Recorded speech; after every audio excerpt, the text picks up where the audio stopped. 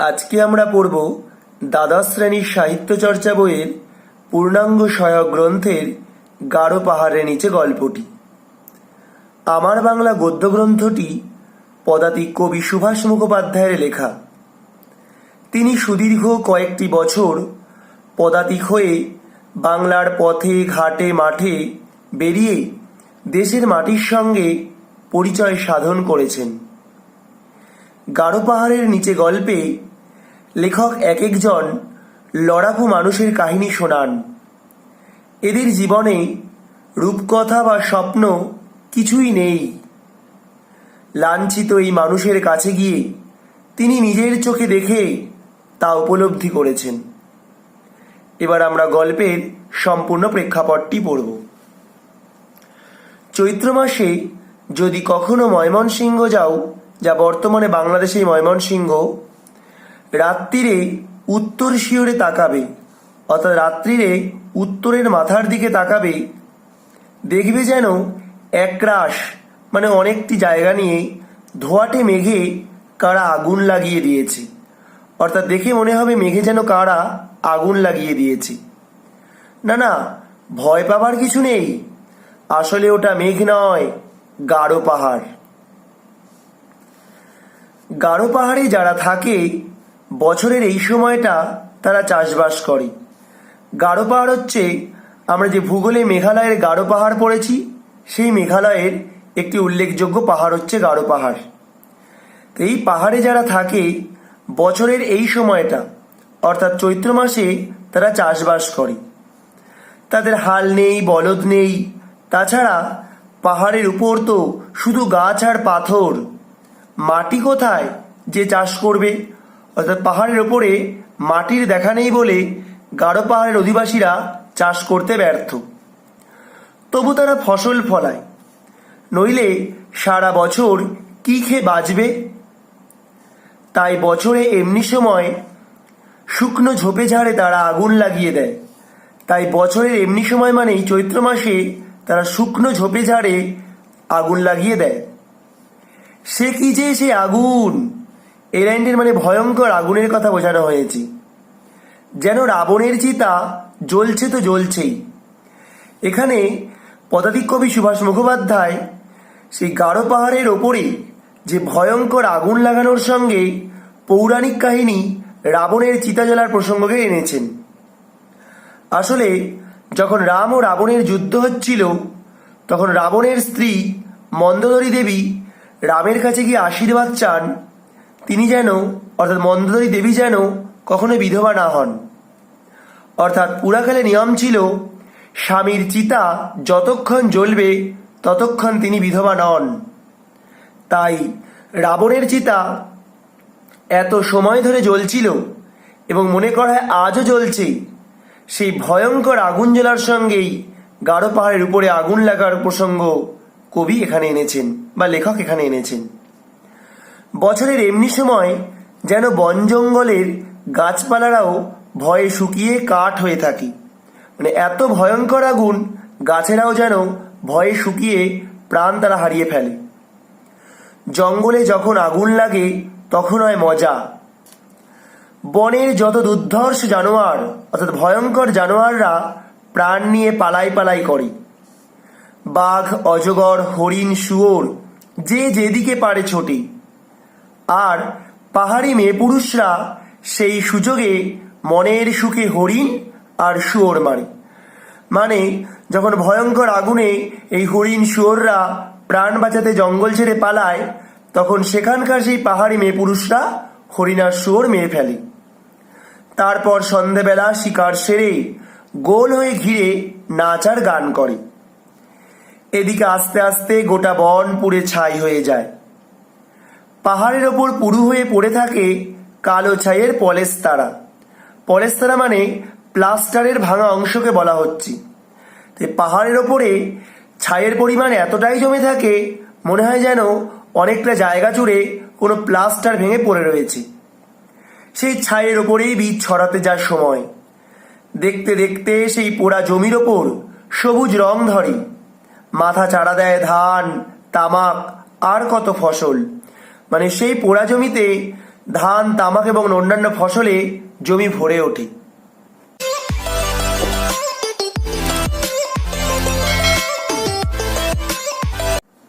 আমরা এই লোকগুলির এত কাছে থেকেও পর, কারণ আদিবাসীদের সঙ্গে আমাদের সম্পর্ক বহু দূরের।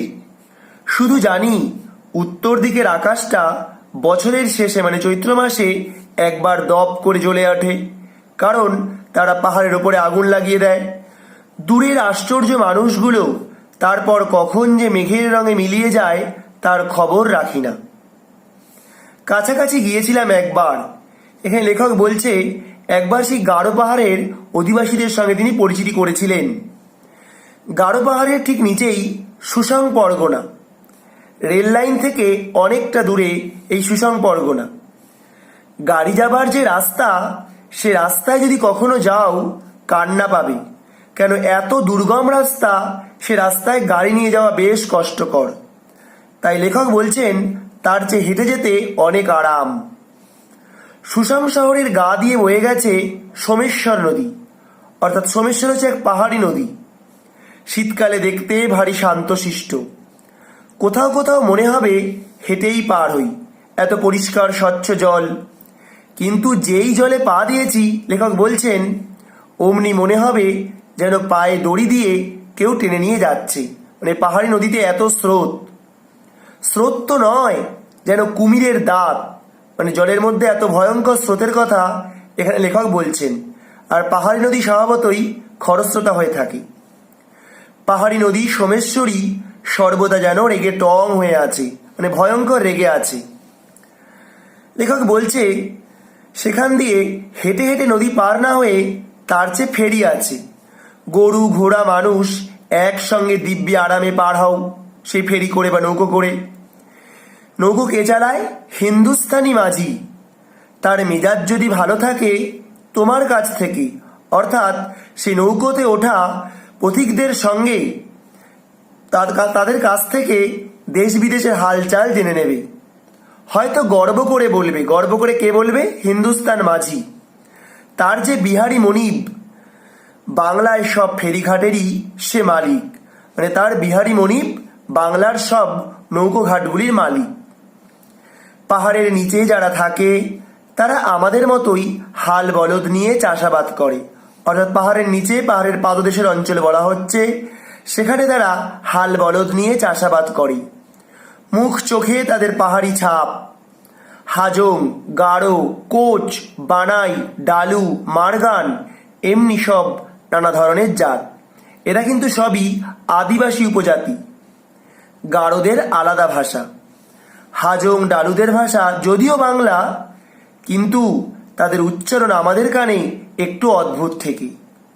লেখক বলছেন গারোরা কোনোভাবেই বাংলা ভাষায় কথা বলতে পারে না, কিন্তু অন্যান্য সেই উপজাতিগুলো সেখানে বাস করে, হাজং, ডালুরা, ওদের মধ্যে বাংলার বেশ একটা ভাব আছে, কিন্তু অদ্ভুত শোনায় আমাদের কানে। কেন? তারা তকে ট, টকে ত, আবার ডকে তারা বলে দ, আবার দকে বলে ড। তাদের উচ্চারণে বেশ সমস্যা হয় বাংলা উচ্চারণে। প্রথম শুনলে বাড়ি হাসি পাবে। ভাবতো তোমার কাকার বয়সের একজন হৃষ্টপুষ্ট লোক দুধকে ডুড বলছে, তামাককে টামাক।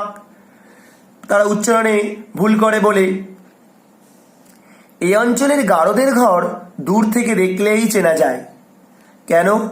তাদের ঘরটি কেমন? মাচা করে তাদের ঘর বাঁধা। মাচার উপরে যেখানেই শোয়া সেখানেই রান্নাবান্না সব কিছু। মানে শোয়া এবং রান্নাবান্নার জায়গা সব এক জায়গাতেই গারোদের।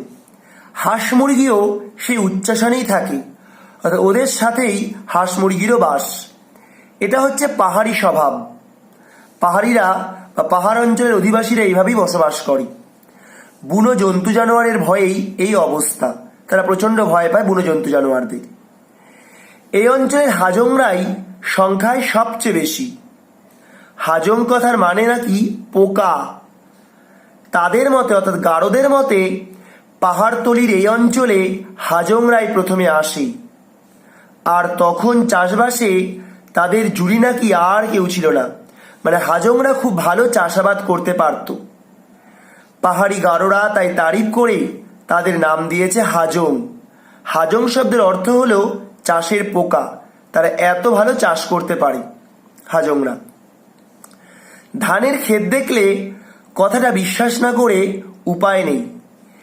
একটু কষ্ট করে যদি পাহাড়ে না হোক, একটা টিলার ওপরে ওঠো তুমি, নিচের দিকে তাকালে দেখবে পৃথিবীটা সবুজ। কেন? পুরো অনেকটি জায়গা জুড়ে মনে হবে সবুজ ধান ফলে রয়েছে। যত দূর দেখা যায় শুধু ধান আর ধান। একটা সীমাহীন নীল সমুদ্র যেন আহ্লাদে হঠাৎ সবুজ হয়ে উঠেছে।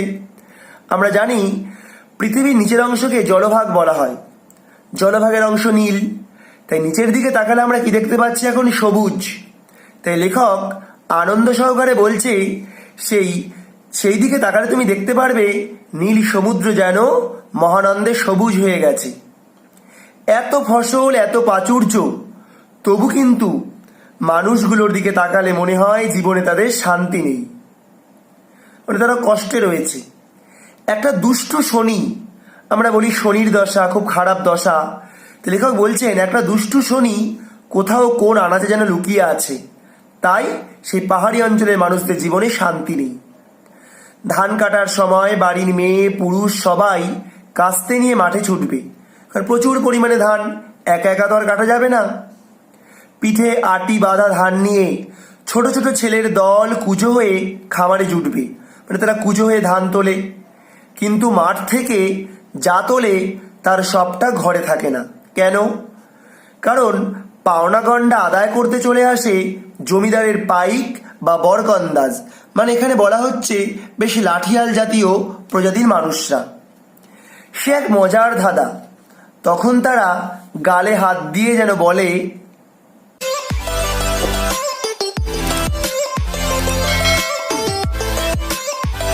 বড়ই ধাঁধায় পড়েছি মিতে। মিতে মানে বন্ধু। ছেলেবেলা থেকে রয়েছি গ্রামে, বারবার ধান বুনে জমিতে, মনে ভাবি বাঁচা যাবে আরামে।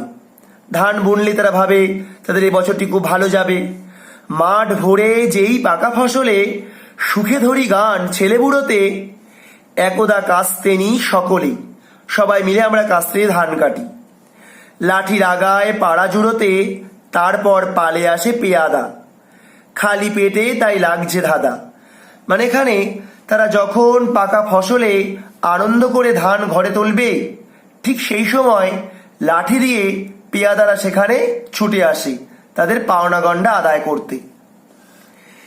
গায়ের আলবাঁধা রাস্তায় লোহার খুর লাগানো নাগরায় শব্দ হয় খটখটাখট, অর্থাৎ সেখানে এক ধরনের নাগরাই জুতো। আমরা জানি নাগরাই জুতো সামনেটা সুচল হয়ে বেঁকানো থাকে, ঠিক সেইভাবে তারা জুতোগুলো পরে আসে সেই পেয়াদা বাহিনী। দূর থেকে বাঁশের মোটা লাঠির ডগা দেখা যায় তাদের হাতে থাকে। ছোট ছোট ছেলের দল যারা তাদের পিতামাতার সঙ্গে ধান তুলছিল, তারা ভয়ে মায়ের আঁচল চেপে ধরে। খিটখিটে বুড়িরা সাপ মুন্নি দিতে থাকে, মানে অভিশাপ দিতে থাকে পাইক বাহিনীকে। জমিদারকে টঙ্ক দিতে গিয়ে চাষিরা ফকির হয়ে যায়। এসব পাওনা গন্ডা মেটাতে গিয়ে চাষিদের ঘরে আর কোনো ধানই ওঠে না। 50-60 বছর আগে এই অঞ্চলে জমিদারের একটা আইন ছিল, তাকে বলা হতো হাতি বেগার, অর্থাৎ হাতি বেগার আইন। জমিদারের বেজায় শখ হাতি ধরার। মানুষ কখনো হাতি ধরতে পারে? কখনোই নয়। তার জন্য পাহাড়ে বাঁধা হবে মাচা। মাচার উপরে সেপাই শান্তি নিয়ে, অর্থাৎ তার সমস্ত সৈন্যবাহিনী নিয়ে নিরিবিলিতে বসবেন জমিদার।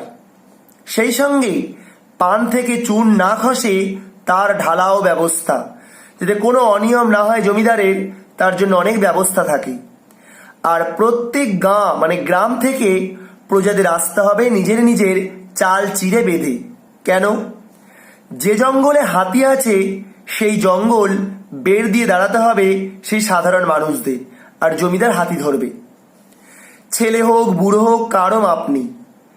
যারা হাতি বের দিতে যেত তাদের কাউকে সাপের মুখে, কাউকে বাঘের মুখে প্রাণ দিতে হতো। এত বিশাল জমি, সেখানে তো ভয়ঙ্কর সাপ বা বাঘের উপদ্রব থাকবেই। তাই ওদের হাতে সেই কৃষকরা প্রাণ হারাতো। মানুষ কতদিন এসব সহ্য করতে পারে? তাই প্রজারা বিদ্রোহী হয়ে উঠল। গোরাচাঁদ মাস্টার হলেন তাদের নেতা।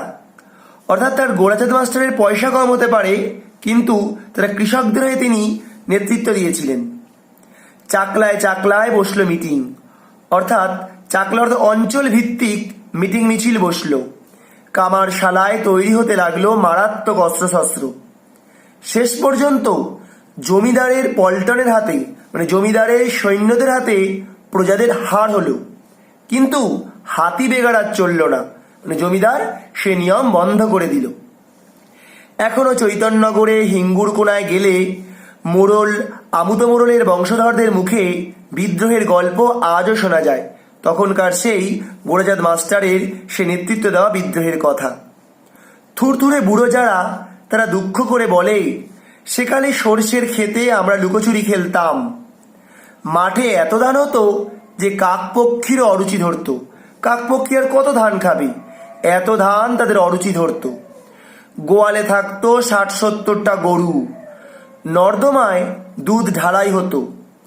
আর এখন তখন এত গরু, সে দুধ নর্দমায় ফেলে দেওয়া হতো।